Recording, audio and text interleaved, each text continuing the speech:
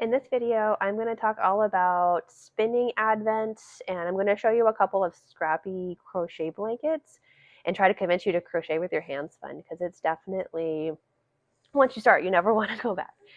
So I am wearing the brick pullover, which is a free pattern on Ravelry by Clare Lee. And this is something that I made my first year of teaching, and I monogrammed my last initial on it. And you just use duplicate stitch, honestly. So I knit the pullover plain. It's knit picks, tweed. I love a tweed yarn. I think I'm going to try to spin some tweed yarn next year. Anyway, and then I just monogrammed on my initial. I actually want to make another one of these with my first initial. I need one with a C on it. But anyway, so today I'm going to show you some different skeins of yarn. I'm going to talk about some of my spinning. Actually, when I got out my piles, look at my piles over here. I got out my spinning advents to talk about, and I have enough nest fiber to kind of make its own video, so I will do a separate video for that. And I'm actually pre-recording 2 other videos today because we have a couple of appointments out of town for my son, and I want to make sure that I kind of have a little bit of content since I'm getting in the habit of recording and trying to get better at it each and every day. So anyway, let me show you some yarn. So first up, let me kind of give you, let's start with this one. This is Wool Fiend, and I must have used part of this on a project. I don't remember what project. Maybe it'll turn up in my knitting drawer. But this is Wool Fiend, and this is a good example of a dyer who has a definitive color palette. And basically what I did is I just spun it on the bobbins and I two-plied it. And I feel like it came out really nicely. Like I didn't have to worry too much about the colors mixing or what would happen. And I'm actually planning to make my own spinner's advent for next Christmas season. I don't know if she still makes advents, but I figure I could do some of the legwork and have a project. So I ordered on her website and on her Etsy. She has like a 1 pound bag of just her little odds and ends. And I'm going to take those, make sure that they all kind of go together. Like make sure there's no like bright orange or hot pink or anything that doesn't kind of fit with the overall palette. And I'm going to put them in little canvas bags and put them in a box for next year. And I'll open it and then spin it because I'm missing having something like this year where it's just a crazy spin. But anyway, this is a Wool Fiend. It looks really pretty. This could be a sweater, it could be a shawl, it could be a blanket. But anyway, so that's kind of one example. And by comparison, here's one of my nest fibers, which I will talk about in my next video. But you can tell this is another dyer that has like a definite color palette, and it's very versatile for being able to use the end product without necessarily having to do a ton of planning or organization of your fiber. So anyway, 2 really good spinning options for spinning advents. The next one is kind of a crazy, and honestly, some of these are a little eye-searing, if I'm being honest, but they're fun to spin. Here's like the nest, no, not nest, sorry, hedgehog fibers from last year, and it was a 24-day advent. Made a lot of yarn, and I just opened the package, spun it end to end, and then chain plied. I really love chain ply because it crochets really nice. It keeps the colors together. I really like how chain plies come out on my Hanson e-spinner. And anyway, so you can kind of see like individually, some of these colors really are quite stunning. Like all together, it's a little bit like, a little louder than I typically would go for, but it's a lot of fun to spin. And one thing I will say about these kind of advents where you're spinning different colors, different fibers, different all those things, it's really good skill builder because if you're just spinning a little nugget of fiber, like I don't put a lot of pressure on myself of what it comes out like. If it comes out kind of thick and thin, that's okay. If it's not my like typical color palette, that's okay. But it's a really good way to get to know a new wheel. It's a really good way to just kind of like just spin. And so these will become a crochet blanket at some point. I'm thinking next year. I was looking at my spinning cabinet today when I was pulling these out, and I've got quite a few that are about this weight of yarn, and I think that they just need to become a blanket. And one thing I'm noticing is that as my spinning is getting better, it is starting to get finer and more even. So some of my scrappy skeins that I'm making now won't necessarily be the same gauge as ones that I've made in the past. So it's time to make a blanket. So I will do that at some point. This might be granny stripe. It might be something, I know there's a few cool patterns online where they've got like different stitch patterns and stripes, and I don't know. We shall see how this goes. But anyway, this is hedgehog fibers. Their fibers are a lot of fun to spin. They're kind of crazy colors, and they have good grab bags and other things that you can get on there. But anyway, hedgehog fibers. This one, I have no idea what the dyer is.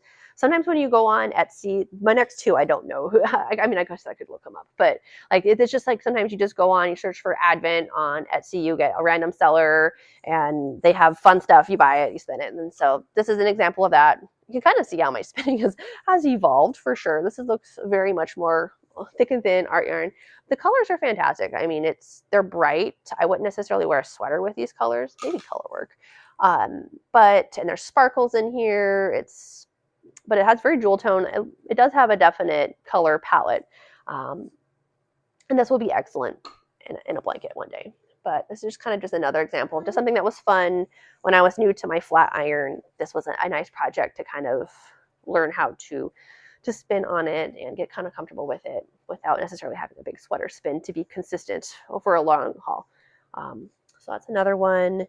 These next two I did, I think 2 years ago. I ordered, it was a 24 breed sampler, which is a lot of fun.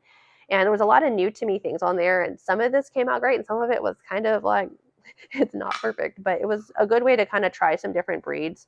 Like there was some long wools, there was down wool, there was all kind of stuff that I don't normally spin with. And some of it you can kind of tell, but it's just a lot of fun. And you can imagine like in a crochet blanket, like they'll complement each other nicely. But this is just lots of just random breeds and all in one skein. Honestly, now I probably would take that and blend it with other things and play with making bats. My Melly Knits Advent, the Guts Club that I'm working through that was from last year, is kind of getting me excited to try some different things along those lines. And I might make myself an Advent next year for that. And I'll make videos of the Advents I want to make for myself. I find if you make it in advance, then you forget half of what's in there, and it's kind of fun still. So anyway, so that was the white skein. I chose to separate off the colored fleeces from the non-colored wools. That way I could have two different skeins, and then all of the browns and grays I just put on one. And this one was a lot of fun. I love these colors. Next year, I'm really kind of hoping to go to Black Sheep Wool Festival in Lynn County, Oregon. And I want to find a fleece that's kind of like this charcoaly gray color. I'm kind of excited to look for something like that for next year. So anyway, if you are spinning these and you're like, these are out of my comfort zone, or what do I do with this yarn? Or you're a new spinner and you have some yarn that is very, very interesting and you're like, what do I do with it? I'm going to show you some blankets, and honestly, I'm going to try to convince someone to start a blanket. So here's the first crochet blanket I made with hand spun. I should do another video one of these days with some of my other blankets. And this is just a crazy, loud and colorful crochet granny stripe, granny square. Sorry, my son's tugging on the other end of it. He likes it too. So in the middle, these are some Into the World. She does grab bags. Into the World? Yeah, Into the World. And so I spun one of those up. I think I have one upstairs still I need to spin. But just kind of grabbing stuff and spinning it. This is very early spinning. And as you can tell, like my earlier days, when I would chain fly, I would get more of like a bulky weight yarn. And just kind of different colors. And you can see how if you have a really loud color palette like this, when you crochet it, they look good together and it blends in it. And especially if you combine it with scrappy skeins with some of your longer chain plies where there's longer color palettes, it kind of breaks it up. This is some of my first hand spun. I can't remember if I did it on the Hanson or it was spindle spun, because I tried spindle spinning and moved to the Hanson pretty quickly. I was like, oh, I'm not spinning great yarn with this, but it's super thick. Like I could not recreate this yarn if I tried now. And I was like super like disappointed with it when I made it. I'm like, this is like rope. But honestly, like crocheted, it's fine. And it's drapey and you can't tell. But it's just kind of like a good kind of recap of some of my early spinning. And is it loud and crazy? Yes, but it's beautiful and unique. And it's just a great way to use your hand spun. And especially if it's colors where you're like, I don't know. Or I think sometimes the other thing that would happen, and I'm still kind of working through this, is like when you get clubs, sometimes they give you like stuff that's outside of your normal color palette, and it's hard to figure out what to do with it, and blankets are a good option. This next one is massive, and it's very heavy, but it's my first foray into Tunisian crochet. And I just basically, I watched some tutorials and Tunisian crocheted a really big line of stitches and just went. And honestly, Tunisian crochet is really fun and addictive. It's kind of almost like a blend between crochet and knitting. And I love this texture that you get. And it's really fun because you'll go all the way across and then you go whoop, all the way back. And that's like the most addictive part. And it goes really fast. So who knows, maybe I will do a Tunisian crochet blanket, but let me try to show you some of the colors. And again, these are just random skeins that I spun. Some are scrappy, like this one is like a very scrappy section. Some are longer, like just individual skeins. But yeah, it's beautiful. It's crazy. It's kind of ugly. But I don't know, it works. And people, I don't know, people seem to like, oh, that's beautiful. And I'm like, okay. But honestly, like it's fun. It looks great on my couch. It keeps me warm. And I mean, I can keep saying it over and over again, but crocheting with your hand spun is a luxury in and of itself. I highly recommend it. This is another, I think this is the Anthology Throw pattern by Helen Stewart, and I did not pay attention to gauge. I didn't care because I was just crocheting, knitting. But this is basically just a big knit blanket, and I started in the middle. I picked a colorway that I really liked and put that in the middle, and I just knit all the way. I picked a bunch of colors that went together, and just it's giant. It looked really good on the back of like a leather chair, and just a big gigantic knit blanket, all hand spun, and a lot of fun, and it goes really quickly. So anyway, those are my projects for today. My next video, I'm going to talk about my nest advents, and then I have another one that I probably won't post till next week. I want to try inserting pictures in on this video for next week. But I have some advents I haven't spun yet, and some advents that I've not knit with yet, and I kind of want to do a quick little project planning video with those. But anyway, I hope you enjoyed my show and tell, and I will see you tomorrow with some more.